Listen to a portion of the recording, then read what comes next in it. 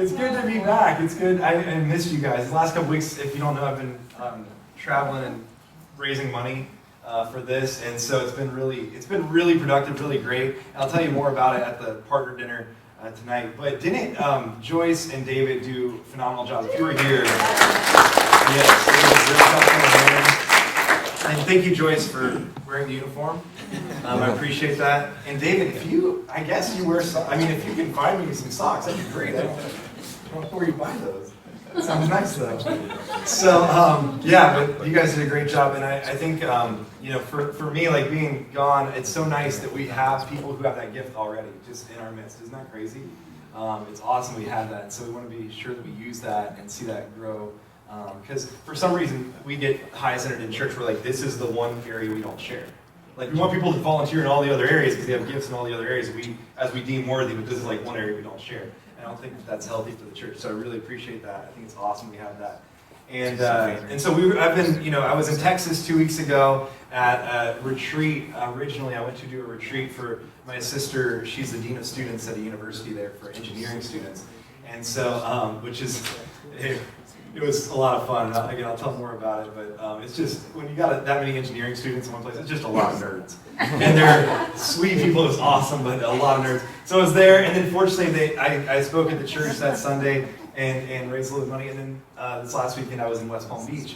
And I went down to West Palm Beach on Friday, and I went to high school in West Palm Beach, and I went to a church that is still there in West Palm.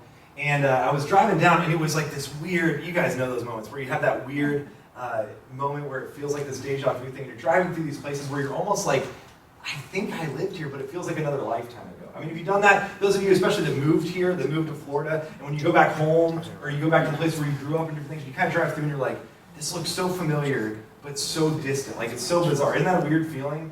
And I was driving through Lake Wales is on the way down there, and if you've never been to Lake Wales, that's fine. You're not missing anything. They do have a Walmart.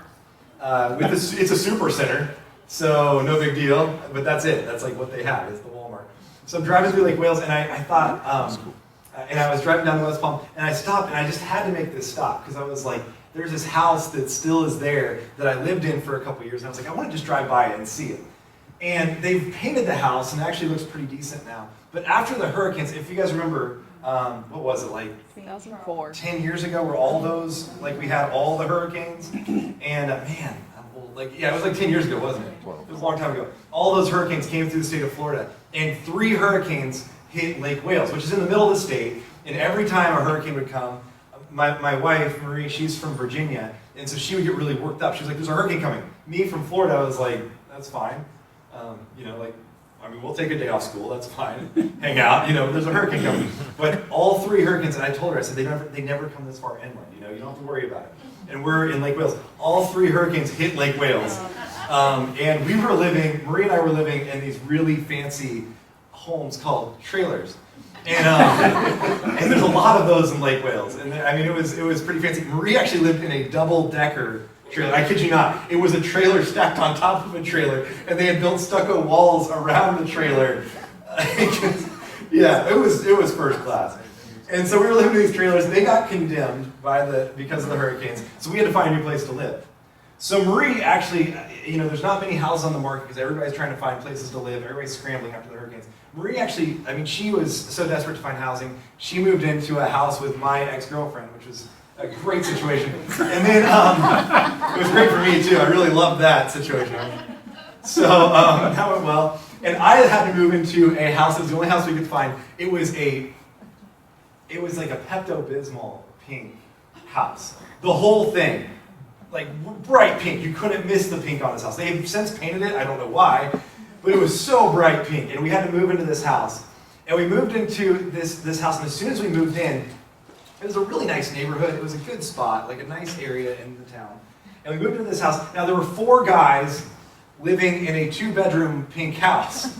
It did raise questions in the community about it. And so we were living in this little house, and it was one of my first days in the house. And I was on the phone trying to get cable hooked up because it was almost time for March Madness. You guys know this.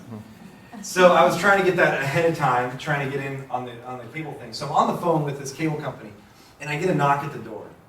And I hear the knock, and I'm like on the phone with the cable company. I'm thinking, it can't be something important. I mean, nobody comes to our door. So I leave it alone for a second. But the knock continues. I'm still on the phone with the cable company. I'm trying to figure out how to get March Madness, and we're talking about that. And the knock still continues. And it's this persistent knocking at the door for like a long time. And I'm on the phone. I'm like, just go away, dude. And this knocking keeps happening. Knocking. So finally, I'm still on the phone. And I go to the door, and I'm like, fine. I open the door, and I look, and there's these two large men standing on my porch. And I'm on the phone, and I was like, yeah, can I help you?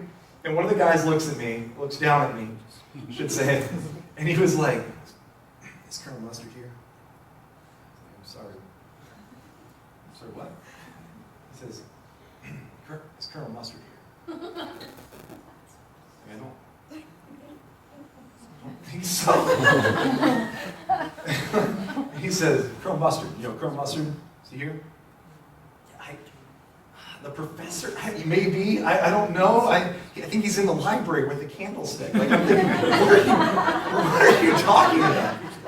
And I'm still on the phone. I was like, I don't think so. He looks at me. He's like, no Colonel Mustard. I was like, nope, bud, no Colonel Mustard. It was the weirdest interaction I've ever had, and I had no idea what was going on. And it was clear that I was like, I don't know my roommates that well. Maybe they have weird nicknames for each other. I don't know. And as I'm standing at the door and I'm talking to this guy, like I realized how weird this interaction was. Turns out, I found this out a few months later, that in that area, Colonel Mustard is a code name for certain drugs.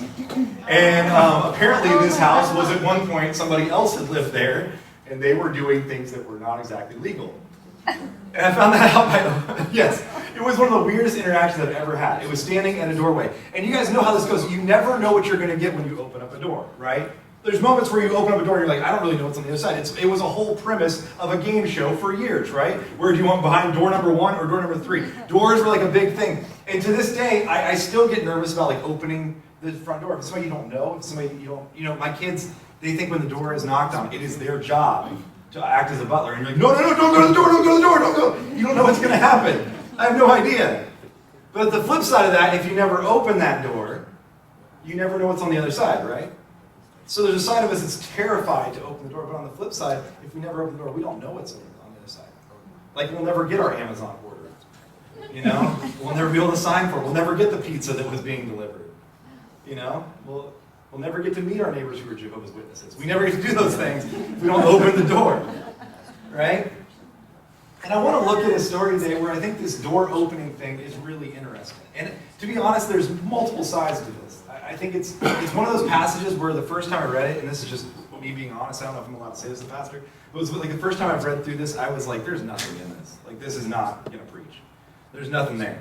But I think there really actually is. As I dug into it, as I spent more time with it, I was like, there's really some power in what's being written here. It's just, you have to kind of dig for it. And it has a lot to do with these doors. So we are still in this grassroots gospel series in the book of Acts. And if you haven't, if you're at this point where you're like, man, this grassroots gospel thing is going to go on until Jesus comes back, we are actually going to kind of put an end to this series relatively soon. In the next month or so, we're gonna kind of wrap this up. So this is the last week where we're going to go really chronologically. Then we're going to kind of skip through the book and do a few more stories after this. But this is where it begins. So it's Acts chapter 12. It says this.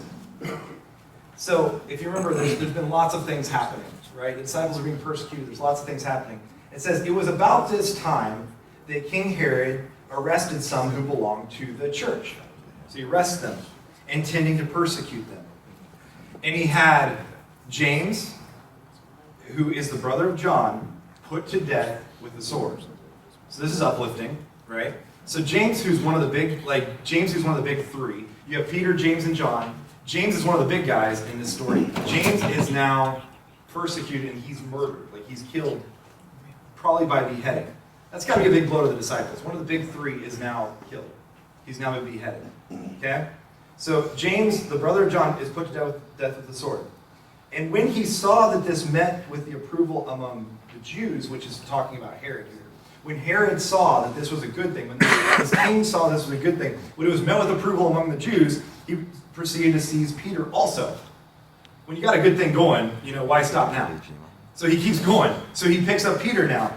This happened during the festival of unleavened bread. So if there's ever a time to celebrate the lack of yeast, the best thing you can do is kill people and take them into prison. It's really just the way to celebrate here. After arresting him, he put him in prison, handing him over to be guarded by 4 squads of 4 soldiers each. So he's got 16 guys surrounding just one guy. Herod intended to bring him out for public trial after the Passover. So he's put Peter in jail saying, stay there because we're going to have a trial in just a little while. I need you to stay there. Okay? So he puts 16 guys on Peter because if you remember, Peter's escaped from prison before. So he puts 16 guys on Peter and he's like, everybody just watch him. Just watch that guy. So like they're nanny camming it, they're doing everything they can to make sure this guy does not go anywhere. He has 16 guys on Peter, making sure he doesn't go anywhere. Right? And then it says, so Peter was kept in prison, but the church was earnestly praying to God for him. Earnestly praying. This is the twist in the story, right? It's an easy story when you have 16 guys watching one guy who's in prison. We know how that ends every time, except for when the church is praying earnestly. That changes the whole story, doesn't it? That story earnestly, the word earnestly means constantly. It means consistently. They're praying all the time. And when I read that passage, you see this passage time and again where the church, the early church, was praying for people constantly. And it really convicted me personally of who am I praying for? Am I spending enough time praying for people who are being persecuted? Am I praying enough for people who are in their own prison cell of whatever it is in life right now? Am I praying for people who are stuck in an addiction? Am I praying for them? Am I praying for people who don't know Jesus yet? Am I praying for those people in my own life? Am I that person? Would I have fit in the early church? Because is my prayer life where it should be? And it really convicted me at least. Think about that. The church is praying for him earnestly. They're praying for him consistently, constantly praying for him. They haven't given up. And you could think at this time this would be a good time to give up. James had just been beheaded. He's one of the main guys. This would be a good time to just be like, you know what, guys, this is getting pretty real. Let's just back up for a second, you know? And they don't stop. They pray for Peter. It says the night before Herod was to bring him to trial, Peter was sleeping between 2 soldiers. So he's sleeping between these 2 soldiers. He's bound with chains, and sentries stood guard at the entrance. So it actually means, what that means is he's actually not just bound to like a wall, he's actually bound to the other people. There's 2 other people. His chains are probably linked to them. Like he's stuck to them, okay? So he's stuck with them. It's like a bad 3-legged race situation, okay? So like he's stuck to them, okay? He's bound with 2 chains, and the sentries, who are more guards, are standing guard at the entrance. Suddenly, an angel of the Lord appeared, and a light shone in the cell, and he struck Peter on the side, which might have been kind of rude. Like I don't know how like angels act, but it sounds kind of mean to just hit a guy when he's sleeping. Struck Peter on the side and woke him up, and he says, "Get up!" He said, and the chains fell off Peter's wrists. Peter's just sitting there, he's sleeping. Angel comes up and whacks him across the head. He's like, "Get up! You gotta get up!" And the chains just fall off. They just fall off. The angel comes to him and he says, "Then put on your clothes and your sandals," because he wasn't fully dressed. So this is a good advice. And Peter did so. He says, "Wrap your cloak around you and follow me." And that's what the angel told him. Then Peter followed him out of the prison, but he had no idea that what the angel was really doing was happening.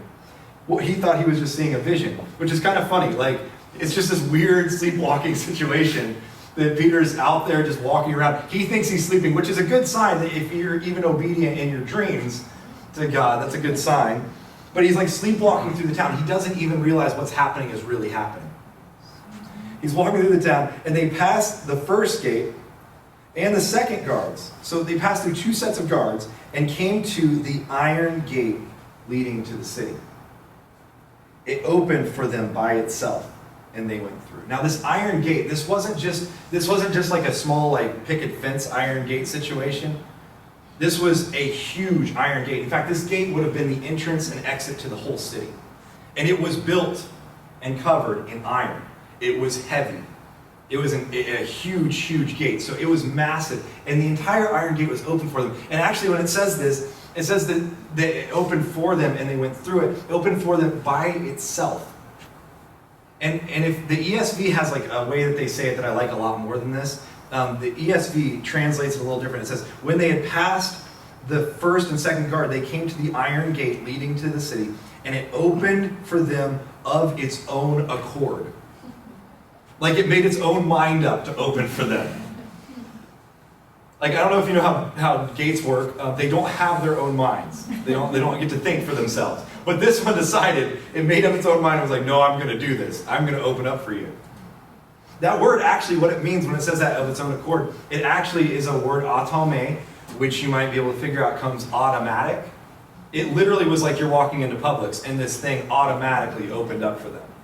It automatically opens. It made up its own mind and it opened for them. Now, that's a weird term, right? Because, again, gates don't make up their mind. So obviously God made this gate open. God told it, no, you're going to open up, gate. You don't get to stay still any longer. You don't get to stay closed. And so God came in, he says, no, you open up. You make a way. So they open up these gates. That's a huge deal, right? These gates are open because God told them to be. But the story doesn't end there. This is called a miraculous escape from prison. It's called the miraculous escape. And the miracle doesn't end with the gate opening, even though it's a great miracle. The miracle doesn't end with them escaping the guards, even though it's a great miracle. The miracle isn't yet complete. It goes on, and it goes like this. I love this. Then Peter came to himself. He started to realize what had just happened. He woke up and said, now I know without a doubt that the Lord has sent his angel and rescued me from Herod's clutches and from everything the Jewish people were hoping would happen. When this had dawned on him, he went to the house of Mary, the mother of John, also called Mark, so John Mark, the guy who wrote the book of Mark. And he went to this house where many people had gathered and were praying. Now remember, at this time the church was scattered through homes. It was in different homes, right? So the church was not in one big building. The church was scattered throughout homes. So the church was gathered in this house, and they were praying for Peter, who has just been let out of prison. They're still gathered in one place, and they're still praying for him in this house. And he thinks about it. He's like, I should go to that house. I should go let them know I'm out. Like, it worked, guys. You did it, you know? And so he's like, he starts to go to the house. And it says this, Peter knocked at the outer entrance, and a servant named Rhoda came to answer the door. So he's at this house, he knocks on the door, and when she recognized Peter's voice, she was so overjoyed, she ran back without opening it and exclaimed, Peter is at the door. Come on, Rhoda? Like, seriously? You're just going to leave the guy out there? She comes to the door, she knows it's Peter, she recognizes his voice, but Rhoda leaves the door closed and runs back in. She leaves the door closed. What? Like, and if you're Peter's, okay, this is one side of this story I think that's interesting. If you're Peter, this is really frustrating. If I'm in Peter's shoes, I would be a little bit ticked off right now. Like, be like, okay, so you guys have been praying for me. I appreciate that. I've been let out of prison. I've gone through the iron gates. Now I'm standing at the door, and would you just let me in or not? Like, come on. Like, everything's been falling into place. And I see this time and again with people. When we pray for things, and we do this all the time. We do this all the time, if we're honest with it. We'll pray for something so hard, and when God grants that prayer, when he answers that prayer and he says, yes, you can have that thing, yes, you can do that thing, then suddenly we're like, wait, I don't know if this is so good anymore.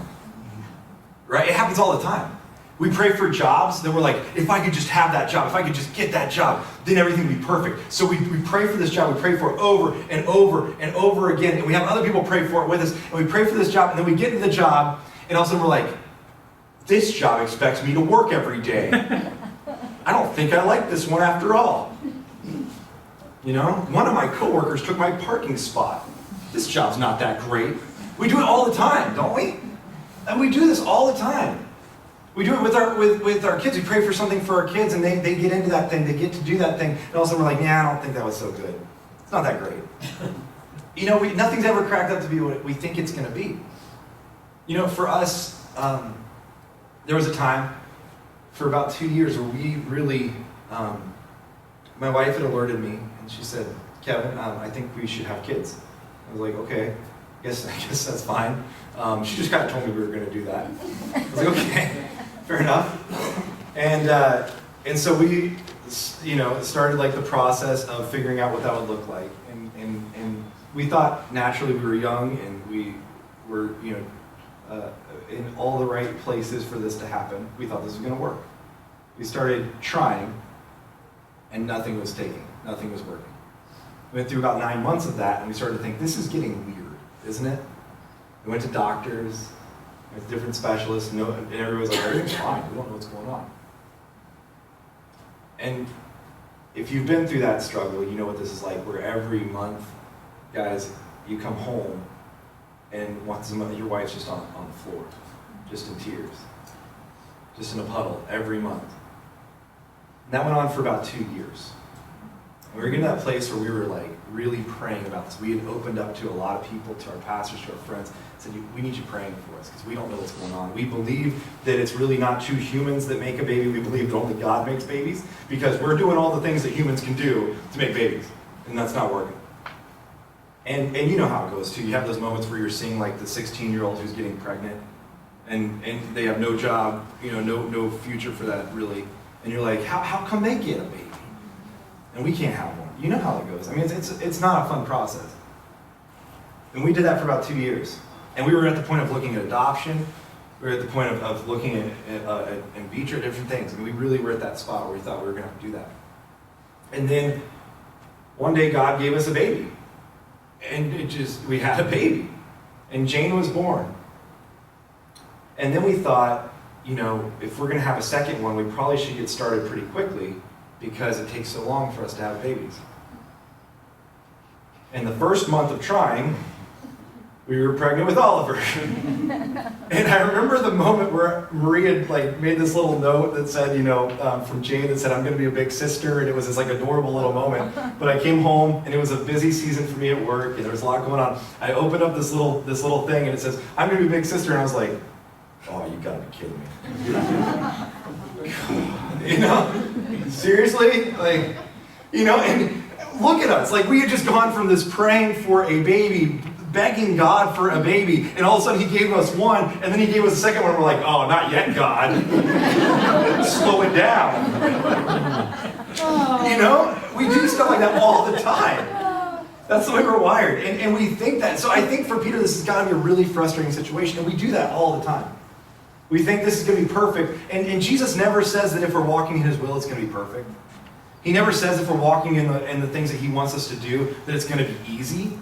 He never says that. In fact, he says really the opposite. This isn't going to be easy. Not because he's not good, but because we live in a broken world. It's just not going to be easy. He's still good. He's still providing. But it doesn't mean that it's going to be easy. And sometimes we just think it's just all going to fall in place. Peter just walked through iron gates, these huge iron gates, and what stands in front of him is a common door. That's got to be a very frustrating place to be. But on the flip side, look on the inside of that door. Think about the inside of that door. Notice this. It says that she goes inside. Okay, so he knocks on the outer entrance. Servant named Rhoda came to answer. She recognized his voice. She was overjoyed. She ran back without opening it and exclaimed, Peter's at the door. Notice what all these people say then. The whole church, they say, you're out of your mind, they told her. When she kept insisting so, they said, it must be his angel. Now, this was a common thing in this time to have the guardian angel idea. Okay, so it must be Peter's angels out there, but it's definitely not Peter. Peter's not out there. Which shows another thing, that prayer, a lot of prayer, consistent prayer, does not equal a lot of faith. They were praying all the time, but they apparently don't believe it's actually going to happen, because when it does, they don't believe it. Right. So having a lot of prayer doesn't mean you have a lot of faith, and that's a big difference. So they're praying, but they don't have a lot of faith. So then when they do come, and they say, okay, Peter's at the door, they leave the door closed, poor Peter's still outside, and they're like, no, that didn't happen. I don't think that's really him. And then it says, but Peter kept on knocking. Poor Peter, right? He's just out there. Guys, come on, I just got out of prison. Come on, guys. Rhoda, come on, guys. It's me, it's Peter. I mean, he's just standing there knocking. He kept on knocking. And here's the reality. God let him out of prison. He opens up these iron gates. He's done miracle after miracle. But the miracle is not complete until they open the door. See, God could will the gates to open. They're inanimate objects. They don't have free will. He can will them to open. He can tell them what to do. He can automatically make iron gates open. But he can't force our hearts on what we do.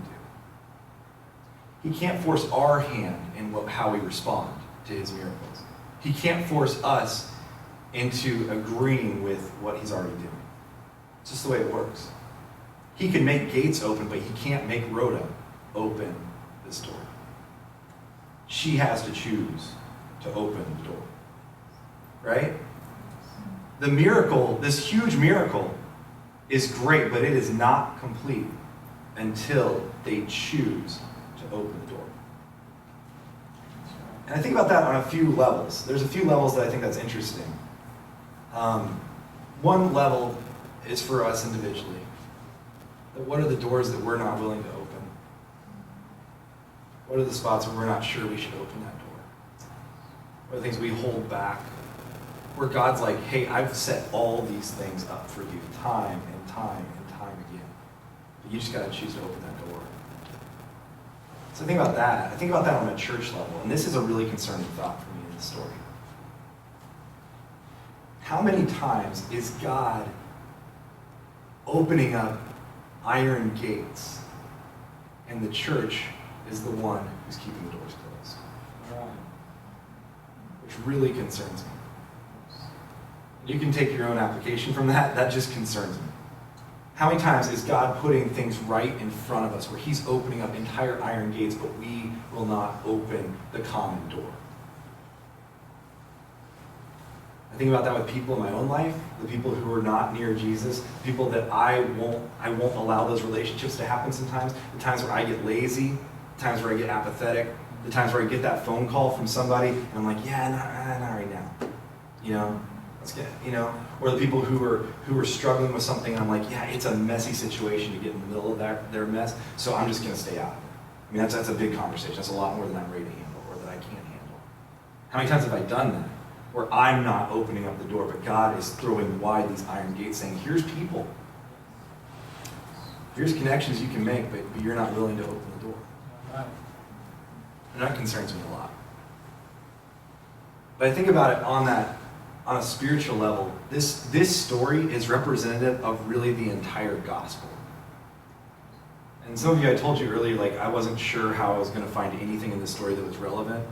As I was reading through the story, I realized this is the entire gospel in one story. Because the gospel, the story of Jesus, is that God did all of the legwork. Right? He sends his son to earth, puts him here as a man.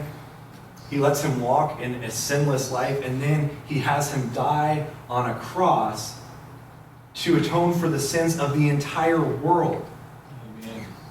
He's thrown wide the iron gates. He's done the hard work, right?